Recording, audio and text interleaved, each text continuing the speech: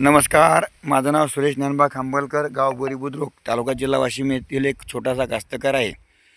आणि कास्तकारी करत करत गेल्या 4 वर्षापासून मी शून्य मशागत तंत्राचा अवलंब करून माझ्या या 3 एकर क्षेत्रामध्ये मी 8 पिकं घेतलेली आहेत. आणि तसंच हे 9वं पीक तूर आणि सोयाबीनचं मी घेतलेलं आहे. आज या पिकाला 1 महिना 12 दिवस झालेले आहेत. आज 29 जुलै हा दिवस आहे, नागपंचमीचा दिवस आहे. या दिवशी थोडीशी सुट्टी मिळाली म्हणून म्हणलं चला शेतामध्ये थोडासा व्हिडिओ बनवू.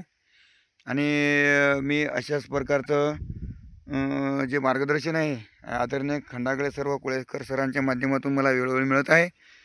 आणि त्यांच्या मार्गदर्शनानुसार मी शेती करत आहे. मला अतिशय फायदा होत आहे. जमिनीमध्ये नरम म्हणजे भुसभुशीतपणा वाढून सूक्ष्मजीवजंतूचा प्रसार वाढून राहिलेला आहे. त्यामुळे जमिनीचं जे सेंद्रिय कर्ब आहे हे सुद्धा वाढतं आहे.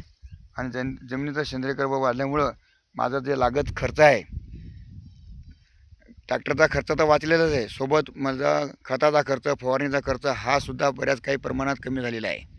कारण जमिनीचा सेंद्रिय कर्ब वाढल्या कारणाने पिकाला जे काही अन्नद्रव्याचे उपलब्धता पाहिजेत ती जमिनीतून होऊन राहिली. आणि त्या सूक्ष्म अन्नद्रव्ये असो की दुय्यम अन्नद्रव्ये असो हे सुद्धा भरपूर काही प्रमाणात माझ्या पिकाला मिळून राहिलेले आहेत. आणि त्यामुळे पिकाचं इम्युनिटी पॉवर म्हणजे रोगप्रतिकारशक्ती वाढून व्हायरसला व किडीला माझं पीक बळी पडत नाही आहे.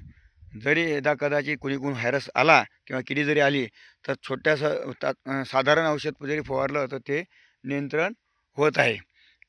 मित्रांनो, आपणसुद्धा जर आपल्याला हे पीक चांगलं वाटत असेल तर आपणसुद्धा अशाच प्रकारचं शून्य मशागत शेतीचा अवलंब करून आपण पिकं घेऊ शकतो.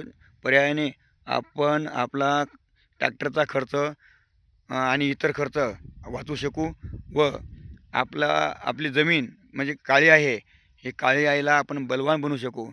माती बलवान तर पीक पैलवान, हे जे म्हण आहे हे खोटे नाही.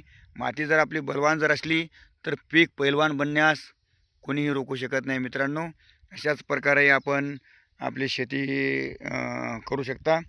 धन्यवाद.